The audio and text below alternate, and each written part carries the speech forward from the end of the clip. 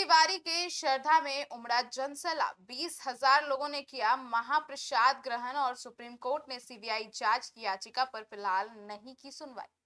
नमस्कार, आप देख रहे हैं सिटी पोस्ट लाइव। मैं हूं सृष्टि राज। बिहार के चर्चित भरत भूषण तिवारी इनकाउंटर मामले में एक ओर जहां कानूनी लड़ाई जारी है, वहीं दूसरी ओर उनके पैतृक गांव बिलौटी में आयोजित श्रद्धा कर्म जो कि कल था, उसमें महाभोज में भारी जन समर्थन भी देखने को मिला। परिजनों के अनुसार कार्यक्रम में करीब 20,000 लोगों ने महाप्रसाद ग्रहण किया। इस दौरान गांव में बड़ी संख्या में सामाजिक कार्यकर्ता, स्थानीय लोग और विभिन्न क्षेत्रों से आए नागरिक मौजूद रहे। वहीं सुप्रीम कोर्ट ने इस मामले में सीबीआई जांच की मांग वाली जनहित याचिका पर सीधे सुनवाई करने से फिलहाल इनकार कर दिया है। याचिकाकर्ता को पहले पटना हाई कोर्ट जाने की सलाह दी गई है। अब श्रद्धा कर्म के दौरान भरत तिवारी के पिता काशीनाथ तिवारी भावुक हो गए हैं। उन्होंने कहा भी, और हमने भी आपको दिखाया कि किस तरीके से उन्होंने कहा कि कभी सोचा नहीं था कि बेटे की शादी में पूरे गांव को भोज कराएंगे, ऐसा सोचा था, लेकिन परिस्थितियां ऐसी बन गई कि आज बेटे का श्राद्ध का भोज कराना पड़ रहा है। अब उनका यह बयान कार्य जो जो वहां के लोग थे, जो सारे लोग थे जो भरत भूषण को एक वीर मानते थे और कहीं ना कहीं भरत उनके लिए काम करते थे, उन्होंने जब ये बात सुना, उनके पिता की विरह सुनी, तो उनके भी आंखों में आंसू आ गई। सभी लोग वहां भावुक हो गए। अब परिवार ने लगभग 15,000 लोगों के भोज की व्यवस्था खुद की थी, लेकिन भरत तिवारी के प्रति लोगों की संवेदना और समर्थन को देखते हुए उम्मीद से कई अधिक भीड़ उमड़ पड़ा। अब आयोजकों के अनुसार 20,000 से अधिक लोगों ने महाप्रसाद ग्रहण किया है और कार्यक्रम में बिहार के विभिन्न जिलों के अलावा उत्तर प्रदेश से भी लोग शामिल होने पहुंच गए थे।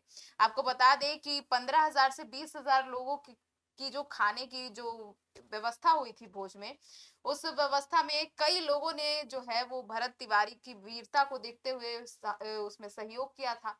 कई लोग आरक ऐसे थे जो कि अपने किसी ना किसी अंग से, शरीर के अंग से पिछड़े थे, मतलब कुछ ना कुछ उनमें दिक्कत थी, लेकिन उन्होंने भी भरत तिवारी के बारे में जाना, उन्हें समझा और उन्होंने भी उन्हें सपोर्ट किया और उसके लिए उन्होंने दाल, चावल, गेहूं जो भी होता है वे सारे चीजें लेकर वहां पहुंचे थे ताकि उससे जो भोज है उसमें मदद मिल सके। अब इन्हीं तमाम जो चीजें हैं, जो वहां के लोग थे जिनकी भरत तिवारी को लेकर, जो जिनके लिए भरत तिवारी आवाज उठाते थे, उन्होंने ही अपने तरफ से कुछ कुछ मदद किया, क्योंकि भरत तिवारी का परिवार गरीब परिवार है। उनके पास इतनी क्षमता नहीं थी कि वे किसी मतलब श्राद्ध कार्यक्रम में इतना बड़ा भोज करा सके, लेकिन लोगों के सहयोग से वहां ये हुआ और गांव में घटना के बाद से लगातार मीडिया और सोशल मीडिया से जुड़े लोग भी पहुंच रहे हैं, अब जिससे यह मामला लगातार चर्चा में बना हुआ है। अब इसी बीच अधिवक्ता विशाल तिवारी द्वारा सुप्रीम कोर्ट में एक जनहित याचिका दायर की गई थी, जिसमें मामले की सीबीआई जांच कराने और मुठभेड़ में शामिल पुलिस अधिकारियों के खिलाफ एफआईआर दर्ज करने की मांग भी की गई थी। याचिका में स्वतंत्र जांच की आवश्यकता पर जोर भी दिया गया। हालांकि सुप्रीम कोर्ट ने इस मामले में सीधे हस्तक्षेप करने में फिलहाल इनकार करते हुए कहा है कि याचिकाकर्ता पहले पटना हाई कोर्ट का रुख करे। अदालत ने मामले में तथ्यों पर कई टिप्पणियां नहीं की और उपलब्ध कानूनी प्रक्रिया अपनाने की बात कही है। वहीं यह मामला 17 जून को हुई पुलिस मुठभेड़ के बाद चर्चा में आया था। घटना के दौरान भरत तिवारी द्वारा किया गया यह Facebook live video social media पर व्यापक रूप से साझा किया गया था। वीडियो सामने आने के बाद पुलिस कार्रवाई को लेकर कई सवाल उठे और मामले की निष्पक्ष जांच की मांग तेज हो गई।